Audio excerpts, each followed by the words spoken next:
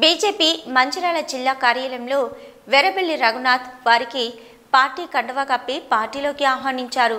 ఈ సందర్భంగా ఎంపీటీసీలు మాట్లాడుతూ వెరబెల్లి రఘునాథ్ నాయకత్వంలో మంచిర్యాల నియోజకవర్గంలో మార్పు జరుగుతుందనే నమ్మకంతో బీజేపీ పార్టీలో చేరడం జరిగిందని తెలిపారు.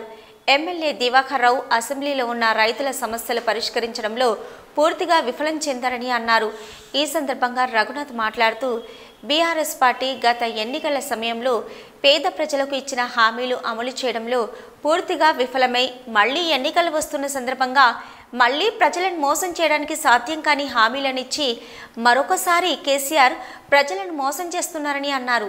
ఈ రాష్ట్ర ప్రభుత్వం పేదలకు డబుల్ బెడ్రూమ్ ఇండ్లు, దళితులకు దళిత బంధు, నిరుద్యోగులకు నిరుద్యోగ భృతి, నూతన పెన్షన్లు, స్వంతింటి నిర్మాణానికి 5 లక్షల రూపాయల వంటి అనేక హామీలు, ఆ హామీలను అమలు చేయడంలో పూర్తిగా విఫలమయ్యారని అన్నారు. బీఆర్ఎస్ ప్రభుత్వంపై రాష్ట్ర ప్రజలు పూర్తిగా విశ్వాసం కోల్పోయారని, వచ్చే ఎన్నికల్లో ఖచ్చితంగా బీజేపీ పార్టీ అధికారంలోకి వస్తుందని, పేద ప్రజలకు సంక్షేమం, రాష్ట్ర అభివృద్ధి బీజేపీతోనే సాధ్యమని అన్నారు.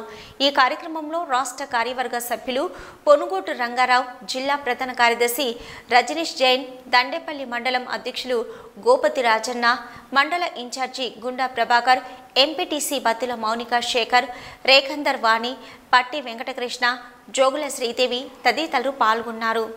భారతీయ జనతా పార్టీలో దండేపల్లి మండలానికి చెందిన లింగాపూర్ ఎంపీటీసీ బోడ అమృత గారు, వారితో పాటు వారి భర్త సీనియర్ టీఆర్ఎస్ నాయకులు నర్సింగ్ నాయక్ గారు, అదేవిధంగా వెల్గనూరు గ్రామం యొక్క ఎంపీటీసీ, వెల్గనూరు ఎంపీటీసీ చుంచు మల్లమ్మ గారు, వారితో పాటు సీనియర్ బీఆర్ఎస్ పార్టీ నాయకులు లక్ష్మీనారాయణ గారు, వీరు ఇద్దరు కూడా ఈరోజు భారతీయ జనతా పార్టీలో చేరడం చాలా సంతోషకరం.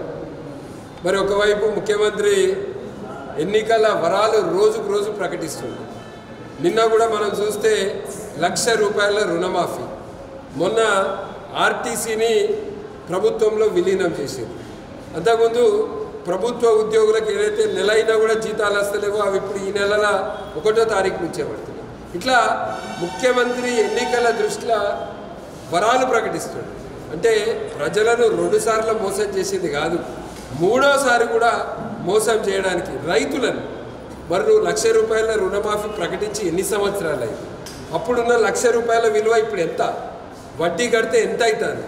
మళ్ళొక్కసారి మభ్యపెట్టి బడ్జెట్లో 25,000 కోట్లు, అసలు అది సాధ్యమే కాదు 1 లక్ష రూపాయల రుణమాఫీ, అయినా ప్రకటించింది. 3 రోజులు షో ఆఫ్ కొరకు అసెంబ్లీ సమావేశాలు పెట్టి ఇట్లా అన్ని విధాలుగా ప్రజలకు అర్థమైంది. 2014 హామీలు తెలుసు, 2018 హామీలు తెలుసు. డబుల్ బెడ్రూమ్ ఇల్లులు ఎక్కడికి పోయినాయి, స్వంత జాగా ఉంటే 5 లక్షల రూపాయలు ఎక్కడికి పోయింది, 5 లక్షలను 3 లక్షలు అంటివి, దళిత బంద్ అంటివి, గిరిజన బంద్ అంటివి, కొత్తగా బీసీలకు 1 లక్ష రూపాయలు అంటివి, నిరుద్యోగులకు 3,000 రూపాయలు అంటివి, ఇట్లా మోసం చేశారు. చాలామంది పేద ప్రజలు భర్త చనిపోయి 5 సంవత్సరాలు 6 సంవత్సరాలు అయింది, పెన్షన్ రాని మహిళలు ఉన్నారు, 57 సంవత్సరాల వయసు దాటి చాలామంది ఉన్నారు, పెన్షన్లు రాక. రేషన్ కార్డులు లేవు. ఈ ప్రభుత్వం వచ్చినాక ఇప్పటివరకు కొత్త రేషన్ కార్డులు అయ్యారు. ఇట్లా అనేక విధాలుగా మోసం చేస్తారు. ఇక ఇక్కడ మన స్థానికంగా ఉన్న బీఆర్ఎస్ పార్టీ ఎమ్మెల్యే ఎన్నో హామీలు ఇచ్చిండు ఎన్నికల సమయంలో. మొన్న మనం చూస్తే పోయినసారి పంట వేసుకొని పొలాలు ఎండిపోయే పరిస్థితి, సాగునీటి సమస్య, కడెం నీళ్ళందక ఇటు గూడెం లిఫ్టులు పైపులు పగలడం వల్ల, వడ్ల దగ్గరికి పోతే కాంటా పెట్టేటప్పుడు 2 కిలోలు 3 కిలోలు ప్రతి బస్తాకు, కింటాలకి 5-6 కిలోలు కమిషన్లు కొడుతుంటే కూడా మన ఎమ్మెల్యే స్పందించలేదు. మన ఎమ్మెల్యే కాంటా పెట్టే దగ్గర ఎందుకు రైతులు పండించిన పంటను కమిషన్ల పేరుతో కొడుతున్నది మన ఎమ్మెల్యే ఎన్నడూ అడగలేదు. ఎందుకంటే మన ఎమ్మెల్యేనే కమిషన్ల దివాకర్. మన ఎమ్మెల్యేకు రైతులు పండించిన పంట దగ్గర నుంచి కమిషన్లు కొడితే రైస్ మిల్లర్లతోటి కుమ్మక్కై రైస్ మిల్లర్ల పక్షాన పనిచేసేది మన ఎమ్మెల్యే దివాకర్. ఇవన్నీ కూడా ఎన్నికల సమయంలో ఇచ్చిన హామీలు నెరవేర్చుట్ల పూర్తిగా విఫలమై దండేపల్లి మండలంలో అనేక హామీలు ఇచ్చింది. ఏ హామీ కూడా నెరవేర్చలేదు. లక్షపేటలో చెప్పుకుందామంటే ఎప్పుడన్నా ఫైర్ యాక్సిడెంట్ అయితే అగ్నిమాపకం అది లేదు, మన దగ్గర ఫైర్ ఇంజన్ లేదు. ఇట్లా చాలా ఉన్నాయి. సాగునీటి సమస్యలు ఉన్నాయి. రైతులు పండించిన పంట నుంచి కమిషన్లు కొట్టుడు తరుగు పేరుతోటి, ఏదైతే మన దగ్గర పేద ప్రజలకు ఇండ్లు అన్నారు, దళిత బంధు అన్నారు, ఇవి ఏవి కూడా హామీ కాలేదు. ఈరోజు ముఖ్యమంత్రి ఇన్ని వరాలు ప్రకటించినా కూడా ప్రజాప్రతినిధులు బీఆర్ఎస్ పార్టీ వదిలిపెట్టి బీజేపీలోకి వస్తున్నారంటే బీఆర్ఎస్ పార్టీ మీద నమ్మకం పోయింది, ఈ ప్రభుత్వం మీద నమ్మకం పోయింది. ప్రజలు తిరస్కరించే రోజు వచ్చినాయి. మన మంచిర్యాల ఎమ్మెల్యే మారుస్తేనే మన మంచిర్యాల నియోజకవర్గం అభివృద్ధి చెందుతుంది. రైతులు కావచ్చు, మధ్యతరగతి కుటుంబాలు కావచ్చు, విద్యార్థులు కావచ్చు, సింగరేణి కార్మికులు కావచ్చు, ఎక్కడ కూడా అభివృద్ధి లేదు. ఇవన్నీ కావాలంటే ఎమ్మెల్యే మారితేనే మంచిర్యాల అభివృద్ధి చెందుతుంది.